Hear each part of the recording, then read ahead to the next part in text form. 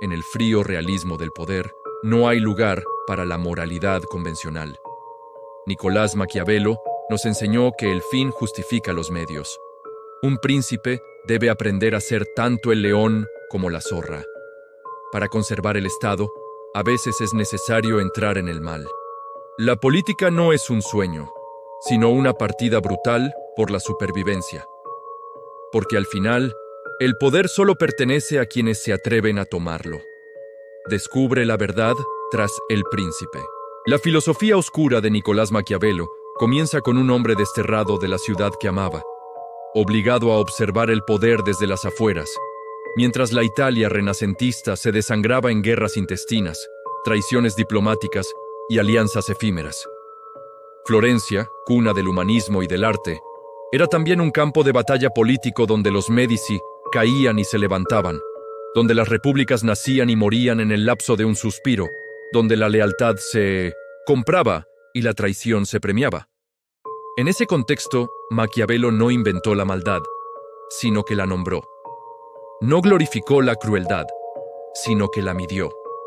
Su genio consistió en separar por primera vez en la historia del pensamiento occidental lo que es de lo que debe ser, rompiendo el velo de la moral tradicional para mirar el poder tal como se ejerce, no como se idealiza. Cuando escribió El Príncipe, lo hizo con la urgencia de quien sabe que la supervivencia del Estado no depende de la virtud cristiana, sino de la capacidad de imponer orden en el caos. Su filosofía es llamada oscura no porque promueva el mal, sino porque ilumina las sombras que la civilización prefiere ignorar. Maquiavelo parte de una premisa antropológica desoladora pero precisa. Los hombres son volubles, ingratos, fingidores, ávidos de ganancia y esquivos al peligro. No los juzga, los describe. Y a partir de esa descripción, construye una arquitectura política donde la ética privada y la razón de Estado ocupan esferas distintas. Un gobernante que gobierne según los cánones de la moral individual está condenado al fracaso, porque el poder no se sostiene con buenas intenciones, sino con resultados. La virtud maquiavélica no es la bondad, es la eficacia. Es la capacidad de adaptarse a la fortuna, de leer los tiempos, de actuar con decisión cuando la oportunidad se presenta y de contener la fuerza cuando la circunstancia lo exige. El príncipe debe saber ser zorro y león, conocer las leyes y dominar la violencia. Porque las primeras sin la segunda son débiles, y la segunda sin las primeras es tiránica. Esta dualidad no es una invitación al cinismo, es un reconocimiento de la complejidad humana. Maquiavelo no dice que el fin justifique los medios, aunque esa frase se le atribuya como un dogma distorsionado. Lo que afirma es que en política, los medios se juzgan por sus consecuencias, no por su pureza moral. Un acto cruel cometido una vez para evitar una guerra prolongada es menos dañino que una misericordia mal entendida que permite el derramamiento de sangre durante años. La crueldad bien empleada, escribe, es la que se ejerce de golpe, por necesidad, y no se repite. La que se dilata en el tiempo, la que se convierte en hábito, es la que destruye la legitimidad y siembra el odio. Maquiavelo distingue entre el miedo y el odio. El miedo mantiene el orden, el odio lo quiebra. Un príncipe puede ser temido y seguir siendo respetado, pero si es odiado, su caída es inevitable. Por eso recomienda evitar la confiscación de bienes y la violación de mujeres, porque el hombre olvida antes la muerte de su padre que la pérdida de su patrimonio. Esta observación, fría y calculada, revela un conocimiento profundo de la psicología colectiva. No se trata de justificar la injusticia, sino de comprender cómo funciona el poder para evitar el caos mayor. Su pensamiento nace de la experiencia directa. Secretario de la Segunda Cancillería de Florencia, negoció con reyes, observó ejércitos, redactó tratados, viajó a las cortes de Francia y del Vaticano, vio cómo se tejen y deshacen las alianzas. Cuando los Médici regresaron al poder, fue acusado de conspiración, torturado, exiliado a su finca en Sant'Andrea in Percusina. Allí, entre viñedas y silencio, escribió: no para los príncipes del presente, sino para el príncipe que algún día pudiera surgir, y para la posteridad.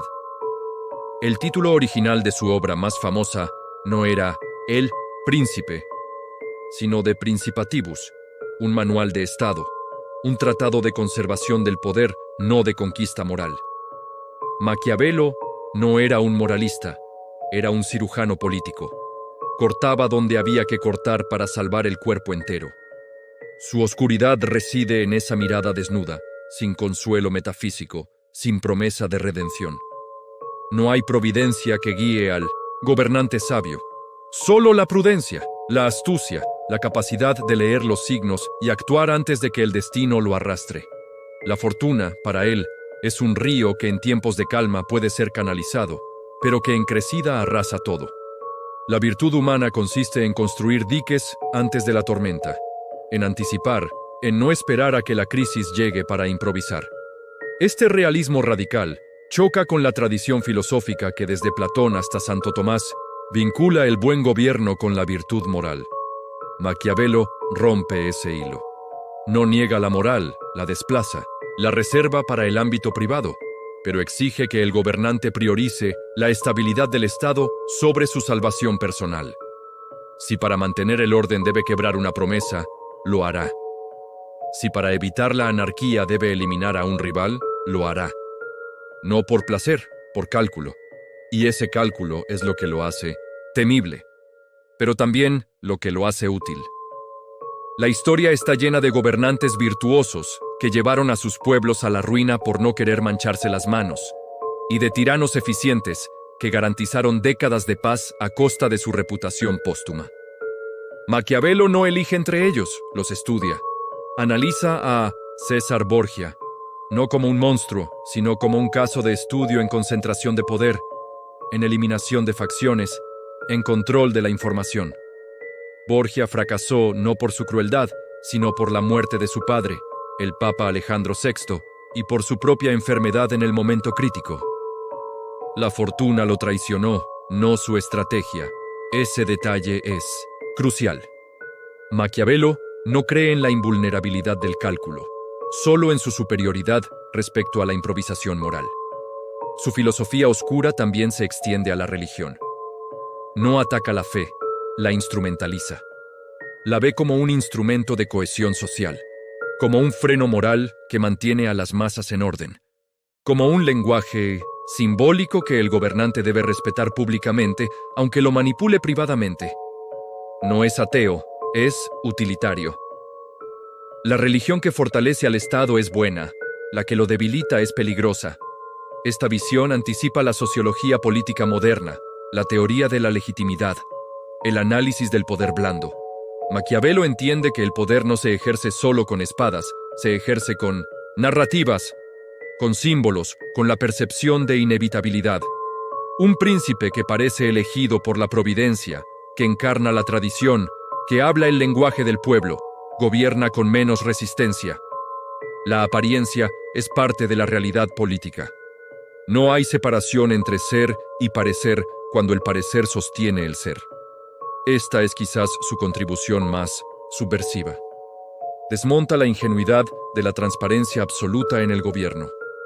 La política es teatro, y el gobernante debe ser un actor consciente, no un ingenuo que confía en que la verdad por sí sola convence. La verdad convence a los filósofos, el teatro convence a las multitudes. Maquiavelo no desprecia a la multitud, la conoce. Sabe que busca orden más que justicia, certeza más que libertad, pan más que ideales. Un príncipe que ignore esa jerarquía de necesidades será devorado por ella.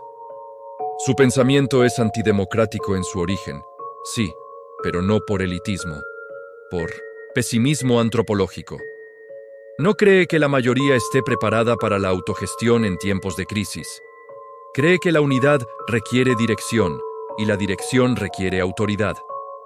Esta visión lo hizo odiado por los humanistas morales y admirado por los estadistas prácticos. En el siglo XVI, la Iglesia prohibió sus obras. En el XVII, los ilustrados lo citaron en voz baja.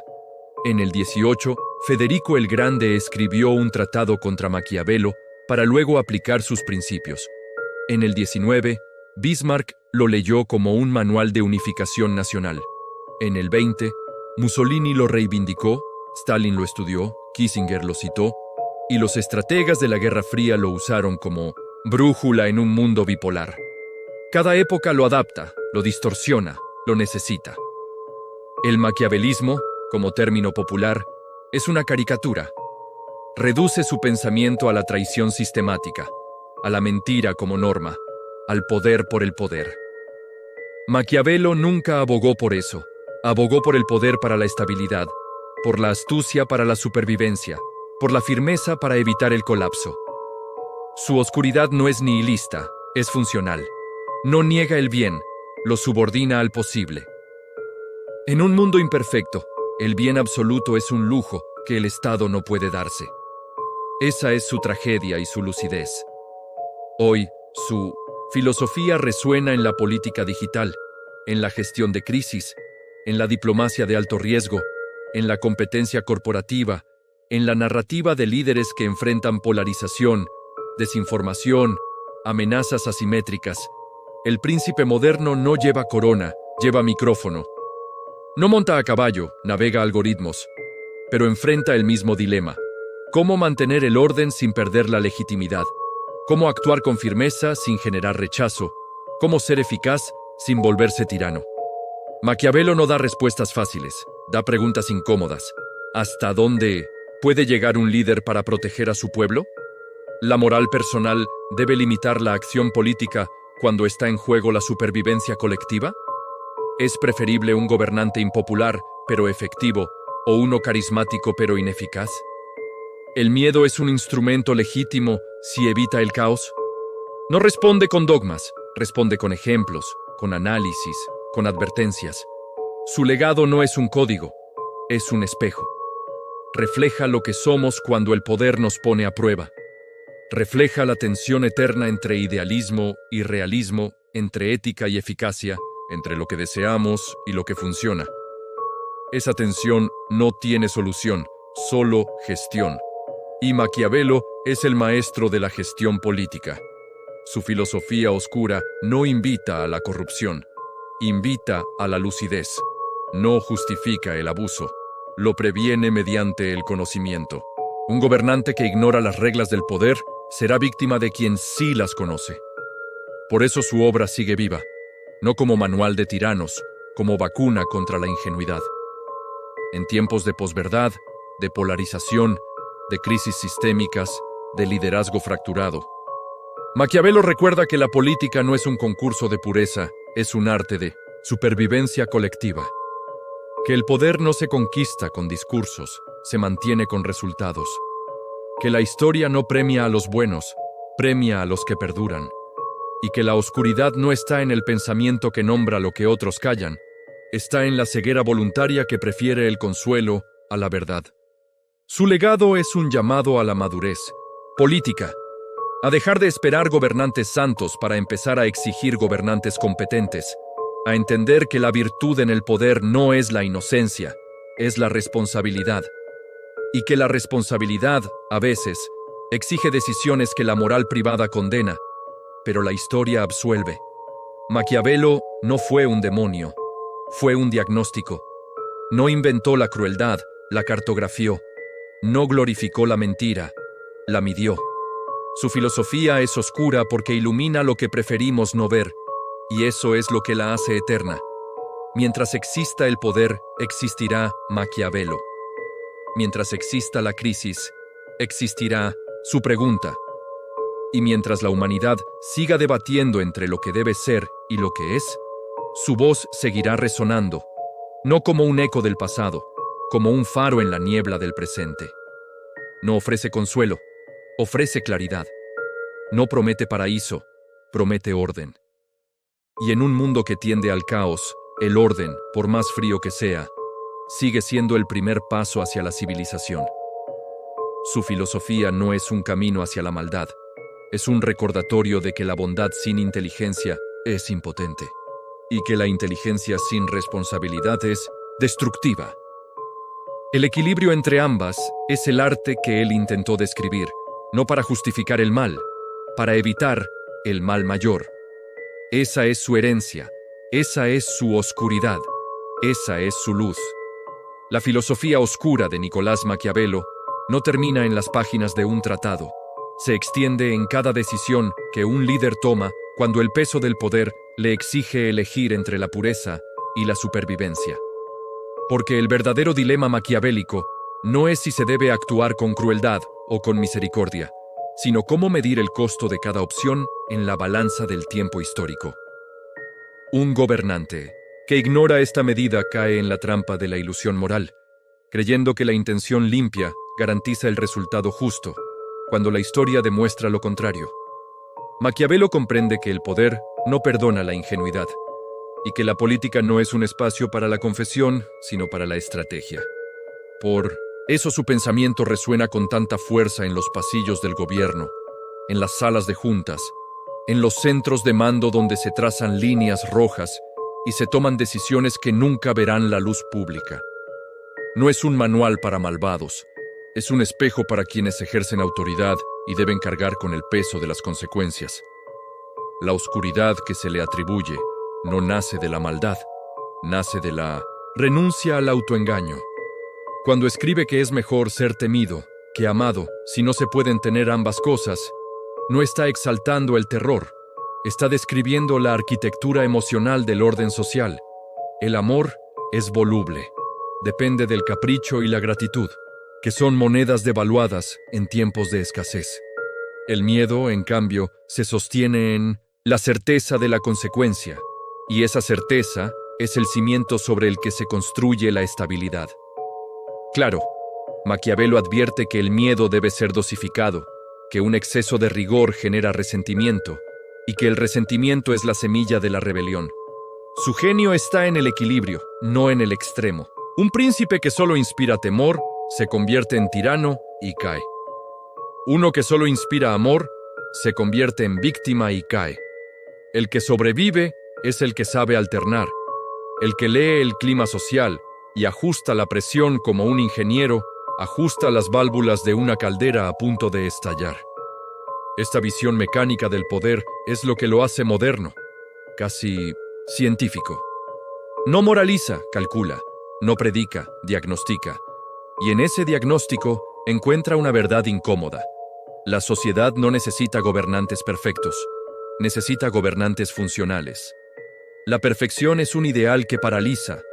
La funcionalidad es una virtud que actúa. Por eso Maquiavelo es tan difícil de digerir para la conciencia pública. Nos obliga a aceptar que el bien común a veces se construye con materiales moralmente grises, que la paz se compra con silencios pactados, que la justicia tarda, pero el orden se impone hoy. Su pensamiento no celebra esa realidad, la reconoce. Y reconocerla es el primer paso para manejarla sin caer en el cinismo ni en el idealismo estéril. La historia del siglo XX está plagada de líderes que ignoraron esta lección y llevaron a sus naciones al abismo, y de otros que la aplicaron con precisión y contuvieron el colapso. No se trata de glorificar a ninguno, se trata de comprender que el poder opera bajo reglas distintas a las del corazón. El corazón quiere ser amado, el poder necesita ser respetado. El corazón busca la verdad absoluta. El poder se mueve en verdades estratégicas. El corazón perdona sin condiciones. El poder perdona cuando conviene. Esta división no es hipócrita, es estructural. Maquiavelo la formaliza porque la vio operar en carne propia, en las negociaciones que fracasaron por exceso de confianza, en las alianzas que se rompieron por falta de precaución, en las repúblicas que cayeron por creer que la virtud bastaba para sostenerlas. Su exilio no fue un castigo, fue una cátedra. Desde la soledad de su finca, escribió lo que nadie se atrevía a decir en voz alta, que el Estado no se salva con plegarias, se salva con decisiones, y que las decisiones difíciles no son un error del gobernante, son su esencia. Esta idea transforma la comprensión del liderazgo. No se trata de ser bueno, se trata de ser necesario. Y la necesidad rara vez coincide con la bondad convencional. Un líder que pospone una reforma impopular para mantener su popularidad condena a su pueblo a un deterioro progresivo. Un líder que asume el desgaste de lo impopular salva a su pueblo de un colapso futuro. Maquiavelo prefiere al segundo, no por crueldad, por responsabilidad histórica. El tiempo juzga con criterios distintos a los del momento. Lo que hoy parece tiranía, mañana se recuerda como salvación. Lo que hoy parece generosidad, mañana se denuncia como negligencia.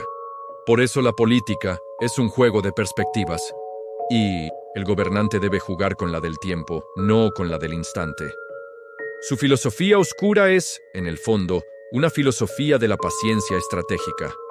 No busca el aplauso inmediato, busca la perdurabilidad institucional. No construye sobre la emoción del día, construye sobre la arquitectura de los años. Y esa arquitectura requiere cimientos firmes, incluso si para colocarlos hay que remover tierras que otros prefieren dejar intactas. Hoy, en un mundo hiperconectado donde cada gesto se amplifica y cada error se viraliza, la tentación es gobernar por encuesta, adaptar la política al algoritmo, medir el liderazgo por los indicadores de aprobación inmediata.